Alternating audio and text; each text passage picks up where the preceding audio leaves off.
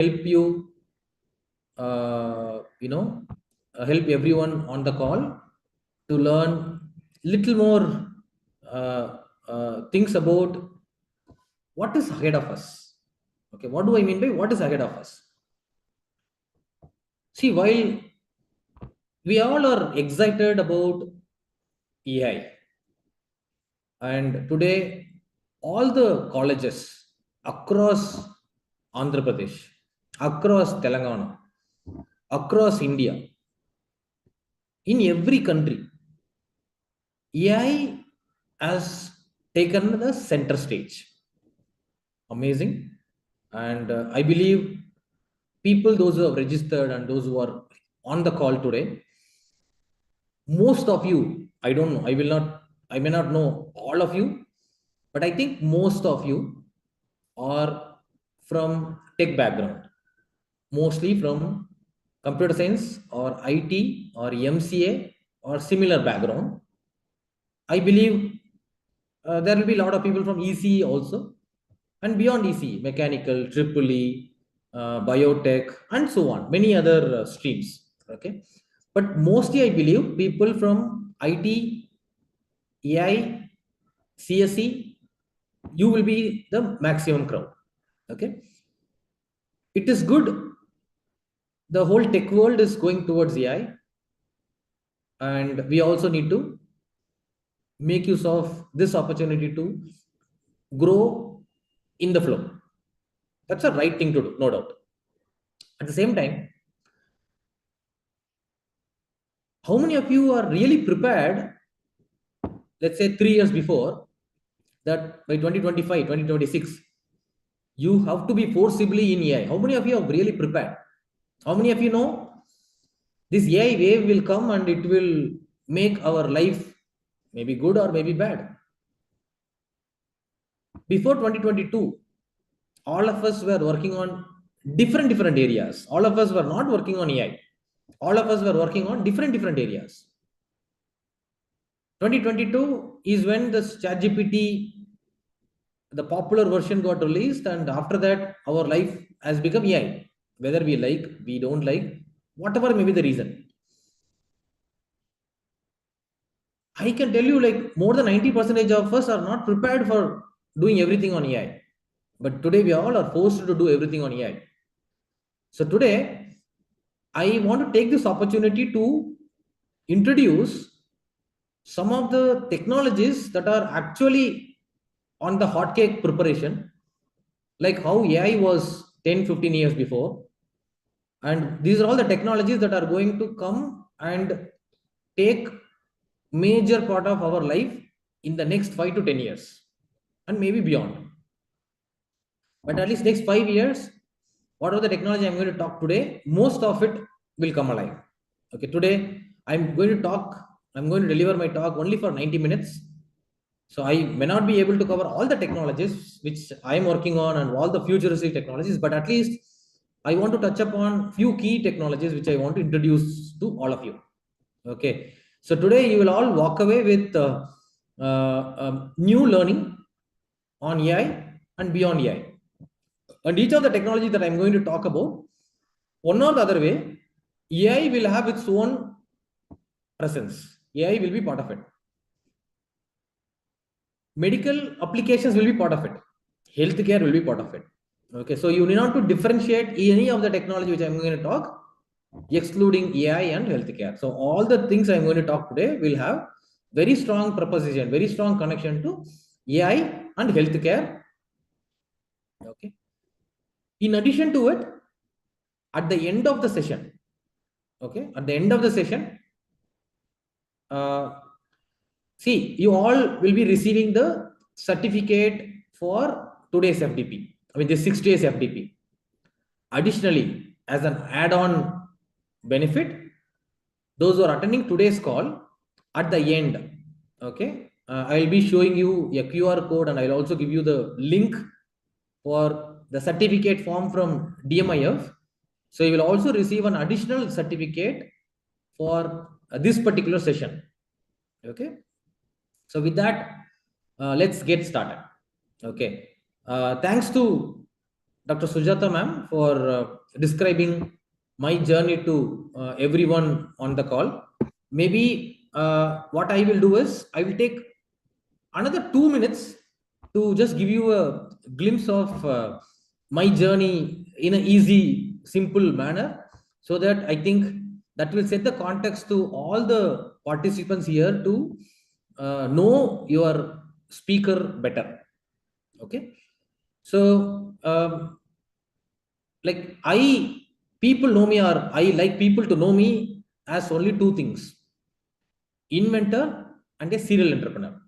Okay, as an inventor, I hold 128 international patents to my name, and my 100th patent grant came from UK in September last year, and my 101th patent grant came from Singapore last month. Okay, so I hold 128 patents. See, these are all the patents filed in USA, Europe, especially France, Italy, Ireland, Germany, UK, then and Australia, Singapore, and India. So my patents are filed in these regions, and these are all granted from all these regions as well. And as an entrepreneur, as a serial entrepreneur, I have built 6 companies so far. So my first company I started at the age of 19.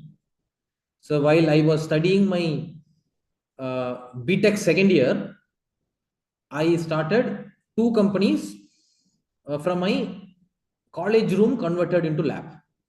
From my college room converted into lab, I began my entrepreneurial journey. So I ran these 2 companies for almost 7 years, and then I went and joined Infosys. So I joined Infosys in 2010. So after joining Infosys in 2012, I built India's first private cloud at Infosys. And one very interesting point about our India's first private cloud implementation is this cloud was built by 23 people. Okay, the 23 people team, which was led by me plus 22 people. Out of 23 people, only one person was the full-time employee of Infosys, which was me. And the remaining 22 people are third year studying students from across India. So that is the beauty of this particular movement. India's first private cloud was built by 22 fresh engineering college students. They are not even fresh engineers, they are college studying third year students. Okay. So for my contribution, I have been awarded as Infosys Cloud Tech Guru by Infosys. And I have also received an award from Cambridge, UK, IBC Cambridge, UK. The award is called Top 100 Scientists 2014. Then few more recognition. And in 2013, I have decided to take up another job in Singapore. I joined a company called GSTF Singapore. And when I was in Singapore, 2013, 14, and 15, I happened to introduce 3 technologies to the island: AI, big data, and IoT, Internet of Things. So these 3 technologies we introduced to Singapore through the company where I was part of. In addition to that, I was also instrumental in expanding the company's operation beyond Singapore in Philippines, Oman, and Jordan. Then after serving the company for almost 2 years, I have come back and joined Accenture as an associate vice president. And after coming here, I have created and founded a unit department called Cloud AI. So I was heading the Cloud AI unit, both product and services operations for more than 100 countries. And we have built almost like 50, 60 products. These 130 patents came from there, and many interesting stuff. So I've been awarded as Accenture Prolific Inventor, Accenture Epic Inventor, and few other top Accenture awards during my time. So I was with Accenture for 7 years, from 2015 to 22. So 22, I came out and I started um, three companies along with some partners. So Wise Work, Learn, and LongerLife.tech. So Wise Work, I am the CEO of Wise Work, and Wise Work is an AI product development company. We operate in India, Saudi Arabia, and US. And Learn is a Singapore and Indian based company, and LongerLife.tech is an Indian based company.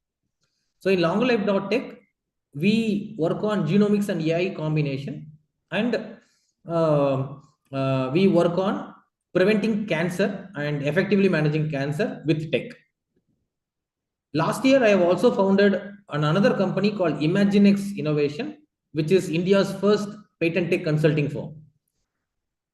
So this is my humble background. Apart from all my companies, I am also building another important initiative or institute. It is called Dr. Madan Institute of Future, DMIF in short. Dr. Madan Institute, it was started as an initiative in 2005, 20 years before, under the banner called Researchers Academy. And it is a mentoring institute for mentoring students and researchers globally. And recently, it has got rebranded itself into Dr. Madan Institute of Future. So I will talk about DMIF probably at the end to give you a little more context. So this is about my journey, who am I, and what I have done so far. Okay. So see, fundamentally, I am the futurist. So I try to work on tomorrow's technologies than yesterday's technology or today's technology. Okay. Hence, I felt for this particular FDP, I talk about what is going to happen. The advancement in AI and beyond AI are very, very important. Okay. Okay. So to start, the whole game of AI hype started with OpenAI, which we all know. I don't know how many of you have come across this particular picture. So this picture was quite popular in 2023, almost 1 year before, not 2 year before, 1 year before, 2 year before, yeah, almost 2 year before, correct. So it is during like October 2023, and this says OpenAI valuation was $86 billion, which is little bit bigger than these 13 companies. Why they have chosen these 13 companies to represent? Because these 13 companies are some of the very popular consumer facing companies of America. Okay. So meaning these companies, these brand names are very connected to Americans on a day-to-day life. So OpenAI, how many of you know which year OpenAI was started? Maybe you can post your answers in the chat window.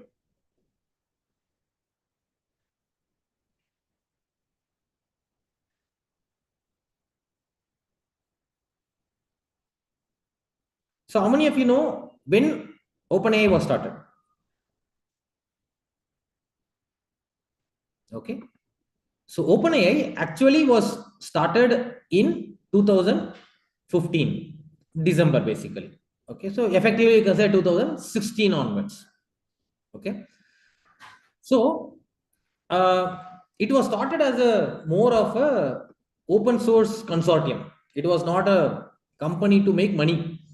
Only in later, after the ChatGPT 3 was launched in July 2023, they saw a huge craze from the people. And then after that, they formulated a company called OpenAI Global LLC. Now, OpenAI Global LLC only collects money. Otherwise, OpenAI Incorporation, it is not a not for profit company. So the company's valuation become $86 billion within 8 years. Okay. And how many of you know what is the current valuation of OpenAI? Okay. The last, recorded valuation of OpenAI was $300 billion, which is as on March, April 2025, 300 billion. And during, the June, July, some of the OpenAI employees, they sold their, ESOP shares to some private companies. Considering that valuation, today OpenAI is valued around 500 billion. So this is the number as on 2025. So in the history of humankind, any company to reach 500 billion in less than 10 years, that has never happened. Okay. So this is the kind of hype that has created a craziness among everyone in the world towards AI. Okay. So now whatever we are talking about AI, I mean, OpenAI is just one picture of it. But of course, we all can agree OpenAI and ChatGPT are the two words that has created the whole AI hype, right? Now, while we understand why this is important and what it is really, while this is important, it is also important to understand where the future direction is going. To understand where the future direction is going, I have got one of the interesting tech trends from McKinsey. Okay, so this is the McKinsey Tech Trends Index as on 2021, old data. Okay, I'll also show you the latest one. So if you look at before ChatGPT came in, these are all the technologies that are expected to be the future technologies. Okay, where if you see applied AI, it's not just AI, applied AI. Okay, applied AI is already at the matured stage. In addition to that, cloud was there. Distributed infrastructure is basically cloud. What is next gen computing? Quantum computing is the next gen computing. Parallel computing, quantum computing are considered to be in next gen computing. Okay. Bio revolution, the future of programming. What is future of programming? There are in 2020, 2021, there are a lot of no code platforms were coming up. Okay, and many other important areas. Okay. Now, if you look at the trend, the same trend by 2025, this is the same McKinsey Tech Trend Index by 2025. If you look at AI has reached its highest potential already. Okay, it is at the top peak momentum. Okay, it has a huge amount of money. It will be infused in so many applications and so on. Yes, while it is very important to understand how big AI is, it is also important to understand the other things which are going to become big tomorrow. Okay, for example, in stock market we all say TCS, Infosys, HDFC Bank, these are all some of the gems. If you would have invested even like 10 stocks of these companies 20 years before, 25 years before, you would have been a crorepati now. Okay, but today if you are investing in these companies, you will still grow, but you will grow slowly. Okay, it is not like these companies will not grow, it will grow, but slowly. The exponential growth may not be possible. They all are giants today. Similarly, AI is a giant. Do we need to avoid it? No. We need to monetize it 100%. At the same time, it is very important to understand what are all the future technology, future of mobility, future of robotics, agentic AI for that matter. Okay. So these are all tomorrow's tech. For example, what is agentic AI? While AI is not entirely about ChatGPT or Gemini or Perplexity. It's not. I think at least people on the call you would know. ChatGPT is just one of the AI tool, but AI can do million such functions. Correct? Now, but many public they will consider ChatGPT, the chatbot, as entire AI, which is not true. However, now, or we can currently call ChatGPT or chatbot as a generative AI, right? So now, generative AI has potential. I agree. But generative AI is just the beginning of AI. Chatbot is just the beginning of generative AI. Generative AI, we all know, these are all LLM driven. Okay, large language models, where these large language models will help you chat, that will help you to answer your questions. This much you all know. But now, if you look at agentic AI, what is agentic AI? The term that is mentioned at the bottom. Agentic AI takes the generative AI to next level, to the next game. What game it is? It will take LLM to LAM, large action models, LAMs, LLMs, LAM, LAMs, large action models. That means agentic AI will not be just answering your question, but it will execute the actions unexpectedly. For example, you would have seen PA for your HOD. There may be a PA, personal assistant or office assistant for your principal, or your correspondence will have PA. You would have seen MLA PA, minister PA, and so on in movies, right? Now we all know how PA works. Now, agentic AI can become a PA for each one of us. It can be a PA for the entire organization. It can be a PA for the government department, and so on. So what agentic AI can do? See, let's say you are planning to go to a conference in Singapore, okay, and the conference is happening in April. Now you can ask, ChatGPT. See, I am planning to go to Singapore in April on so and so date, and what are all the see places I can visit, which aeroplane I can go, and you can ask all the questions. It will give all the answers. You can also ask what should be my itinerary, my schedule of my travel, everything.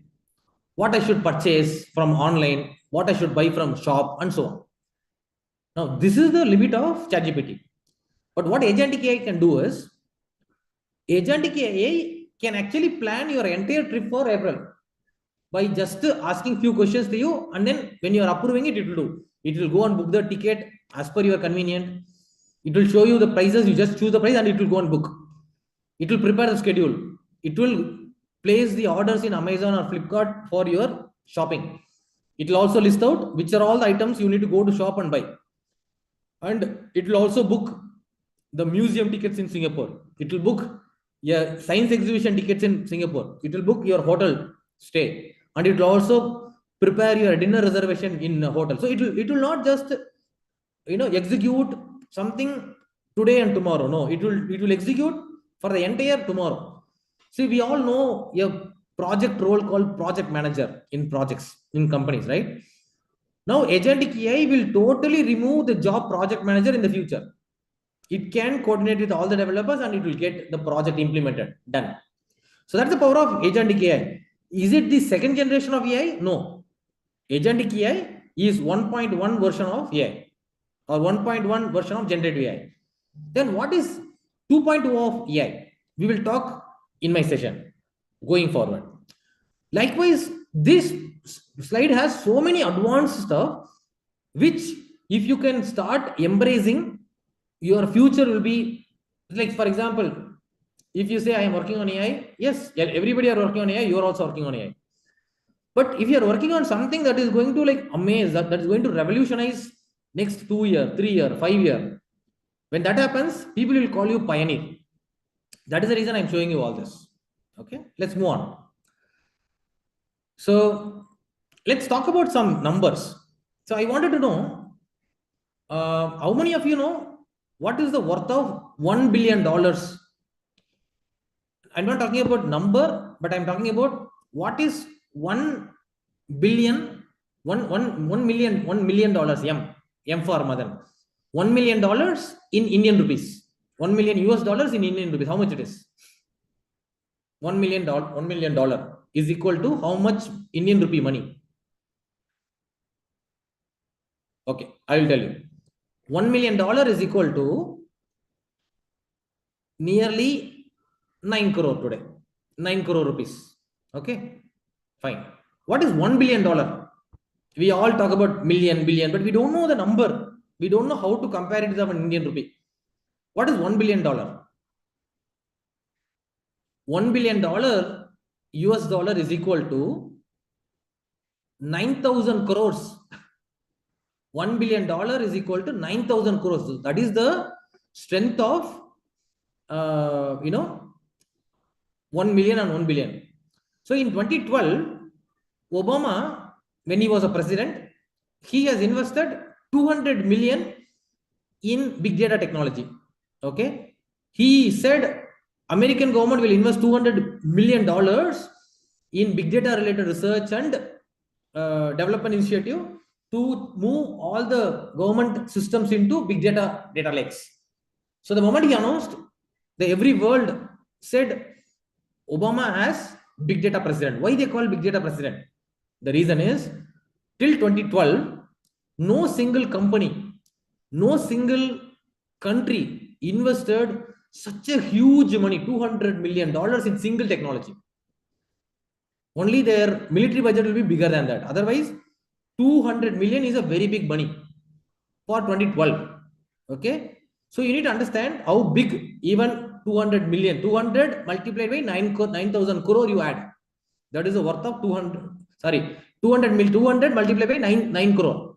Okay. That is the worth of 200 million. Okay. Now, it's one of the very important announcement. Now, if we move on from 2012, 2020, Accenture has announced an interesting announcement during COVID. During COVID, that Accenture is investing $3 billion in cloud initiative.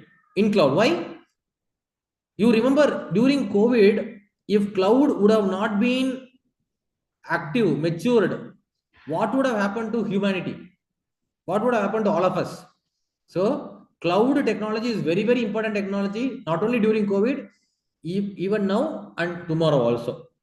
But when Accenture announced this $3 billion investment on cloud, the whole world got shocked because till the time, no single company has invested 300 multiplied by 9,000 crores, so much, 27,000 crore money into a single technology. Okay. It's a very big news. It has shaped the entire technology market. And after that, in 2023, once again, Accenture announced another $300 billion investment in cloud and AI practice. Okay. Now, if you look at what AI has received as an investment, this is the first mega investment in the world. Okay. What AI has received as an investment, 300 billion is a huge money. But you need to understand this is not the first time. Other technologies have also received it like this. Okay. But this is one of the very, very big news. AI is making a very big step. Now, let us move on to a little more other technologies. Okay. Now that we have learned something about some number about AI, now let us look at other technologies. Gartner says this is the report that came in 2022. As on 2022, Gartner predicted at least 25% of people, meaning what? 25% of all the people who live in the world. You can say out of 8 billion people, close to 2 billion people will spend at least 1 hour in metaverse by 2026. This prediction was already achieved at the end of 2024 itself. So today, if you look at, we just entered into 2026, but today, if you look at, almost like more than 40% of the people in the world, they use minimum 1 hour of metaverse and metaverse related technologies. Metaverse or immersive technology, whatsoever you wanted to call. So this is one very interesting prediction by PSI research. Okay. What this prediction says is by 2030, they are predicting metaverse will reach $1.5 trillion growth, the overall revenue by 2030. Okay, how they are predicting this? Based on the number, as on 2021, Metaverse has created the overall business of $58 billion. Probably, like, if you go back and remember, that is the reason in 2021, Facebook has changed its name itself into Meta. And Metaverse is coming as a very big bomb, very big technology, and it is going to like occupy our life very, very soon. It is already doing magic, and it is going to do much big wonder in few days from now. Okay. And why I'm showing you this number? See, I don't know how many of you understand finance on this call. This number of 43 percentage CAGR means annual growth, cumulative annual growth rate, right? Every year they are saying metaverse will grow 43 percentage. If you put 100 rupees this year, next year that will become 143 rupees. So this kind of a growth, 43 percentage growth, has not recorded in any business, any technology in the entire human history. Okay, you can check with any technology, including AI. AI has never recorded 43 percentage growth. But you need to understand that is the power of metaverse. When you are bringing AI into metaverse, it will be much more bigger. And they are saying by 43 percentage growth, it will reach 1.5 trillion. This itself is mind blowing number.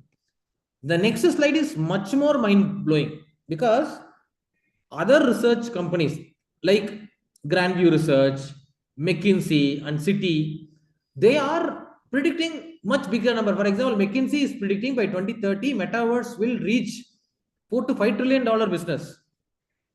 Citi Research says metaverse will reach 8 to 13 trillion dollar. I mean, they are saying more than 10 trillion dollar. I am not even able to understand how it will reach 1.5 trillion, but McKinsey is predicting $5 trillion, which is like mega size revenue growth, believe me. Okay. But all in all, what you need to understand is that is the power of what is ahead of us in metaverse. And if you are thinking about use of AI and using metaverse for healthcare, it will do magic to life science. Okay, that is my first topic to you, metaverse. Now my second topic, which is my favorite topic, quantum computing. Okay, let us spend some time and understand what is quantum computing. See, I follow a lot of quantum companies, those who are in this particular field. Okay, like IBM is a leader in quantum tech, Google is a leader in quantum tech, and there are other companies also in the game.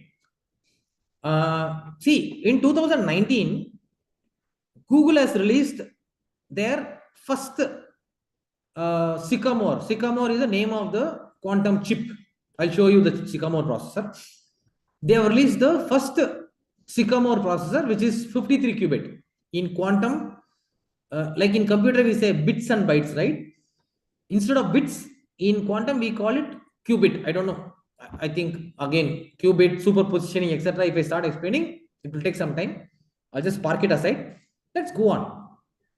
So they introduced their first 53 qubit Sycamore processor. It was a hit, not very big hit. Then in 2023, Google has released their second generation Sycamore processor, this time with 70 qubit, 70 qubit.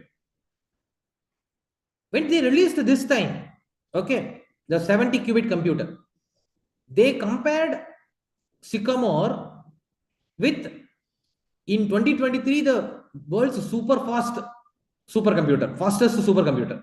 Okay, they compared it with that and produced some results. I'll tell you about the results, but I'll introduce you to that supercomputer first. Okay, in 2023, which is the fastest supercomputer. Okay, that computer was HPE Frontier. HPE Frontier. I don't know how many of you know about this Frontier. Maybe to make you understand, HPE Frontier was the world's first, world's first exascale computer. This was the computer that had 1.1 exaflop for operation. This was capable of 1 quintillion per second processor. What do I mean by 1 quintillion? Let us talk about it in the next slide. If you wanted to understand the true power of HPE Frontier, okay, let's say for example, see, we all know there are like 8 billion people are alive in this world, right? The world population is 8 billion, more than 8 billion. Imagine all the 8 billion people, including you, me, the kid that is born today, our elder people at home. Consider all of us, we are capable of processing one line of equation in 1 second. One equation in 1 second.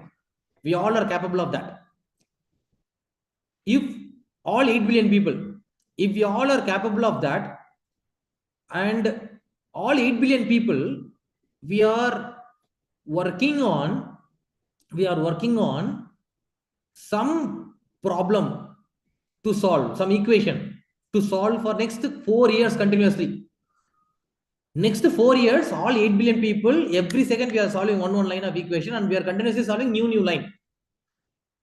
So what 8 billion people we can achieve at the end of 4 years?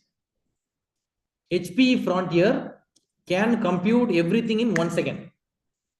Yes, let me repeat. What all 8 billion people can compute for next 4 years, HPE Frontier can compute the same thing in 1 second. That is the power of HPE Frontier. Okay. To make you understand little more of the power of HPE Frontier, I told you that HPE Frontier is a 1 quintillion processor. Okay. I'll show you what is 1 quintillion. 1 quintillion is equal to 1 billion of billions. 1 billion of billions, or 1 million of millions. If you want to understand in Indian term, 10,000 crores, that is called 1 quintillion, or else 10 power 18 is what 1 quintillion is about. Okay, 10 power 18 is 1 quintillion. That means HPE Frontier can process 1 quintillion processes per second. That much multiprocessing. That's why it is called the fastest supercomputer that time in 2023. Now, why we talked about HPE Frontier? To compare the results of Google Sycamore, right? So what you are seeing is the real Google Sycamore second generation 70 qubit processor. This is a real processor. It is not AI generated image, it is a real image. And this is the Google Sycamore computer. Okay. Now I told you they compared something and they produced some results. Let us understand what they have compared. Okay. They said, Google claimed what HPE Frontier can achieve by running for 47 years. How many years? By running 47 years, next 47 years without stop, without break, continuously. How much HPE Frontier can compute? How much HPE Frontier can process? 47 years of HPE Frontier computation. Google Sycamore can compute in less than 7 seconds. Yes, 47 years of HPE Frontier, 7 seconds of Google Sycamore. To be exact, Google Sycamore says 6.18 seconds only. It can execute the same thing that will take Frontier to complete in 47 years. Okay. Now we can say, no, this is looking nonsense. How anything can compute that much faster? Okay, let us do one thing. Let us say, we'll keep 47 years of HPE Frontier and we'll say by 7 seconds, Sycamore cannot do. Let us add 1 0 to it. Okay. 0 to the 6. It will become 1 minute.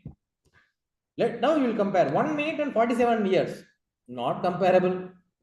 Let's put one more zero. 10 minutes and 47 years. Not comparable. Let's say 1 hour. 1 hour. 47. No. 1 day. 47 years. No. 1 year versus 47 years.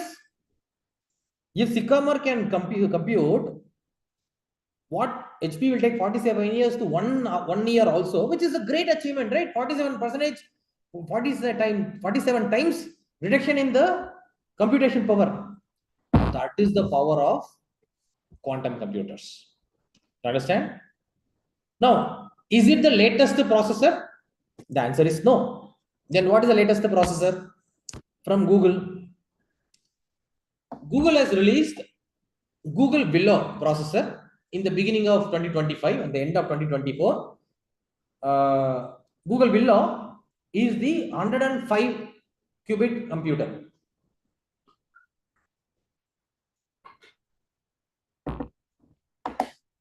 So what do I mean by, see, you remember Google Sycamore is 70 qubit computer. Google Villa is 105 qubit computer. Okay.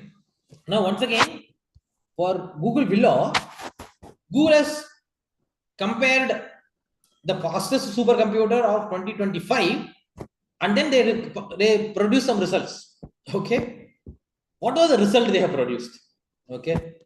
That result will be mind-blowing. Okay. What they said is, it is not HP Frontier. There is one more computer. I will show you that computer also.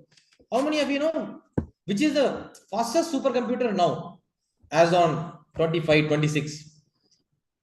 Don't ask ChatGPT. If you know, you tell me. Okay. If you know, you tell me.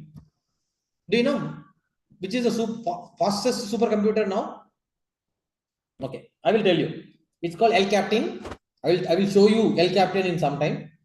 Now let us look at the result of Google below. What they have compared.